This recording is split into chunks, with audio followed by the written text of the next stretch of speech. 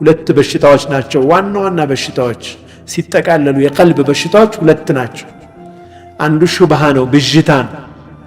ጥርጣሬ ነው ቂያማ አለ የለም ከሞት እንደው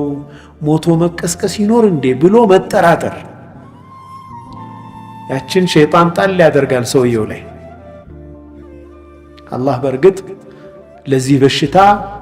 አጥጋቢ የሆነ ምላሽ ቁርአን ላይ ሰጥቶ እናገኘዋለን ቁርአን መድኃኒት ነው ሽፋእ ነው ሽፋኡን ሊማ ፊ الصدور አይደል ልብ ውስጥ ላሉ በሽታዎች መድኃኒት ነው ሁለተኛው ደግሞ ሻህዋ ማለት ስሜት ሚስበን ነገር ሐራም የሆነ ነገር እነኚህ ሁለቱንም ቁርአን መድኃኒት ሆኖ እናገኘዋለን ብዥታዎችን ግልጽ የሆነ ማስረጃ በማቅረብ ምላሽ ይሰጥባቸዋል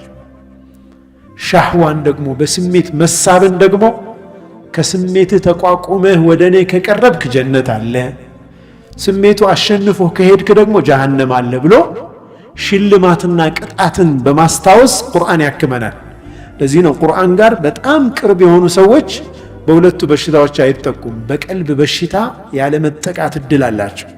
ከቲላዋውን ባሻገር ትርጉሙን ተረድቶ ተደቡር የማድረግ ባህሪ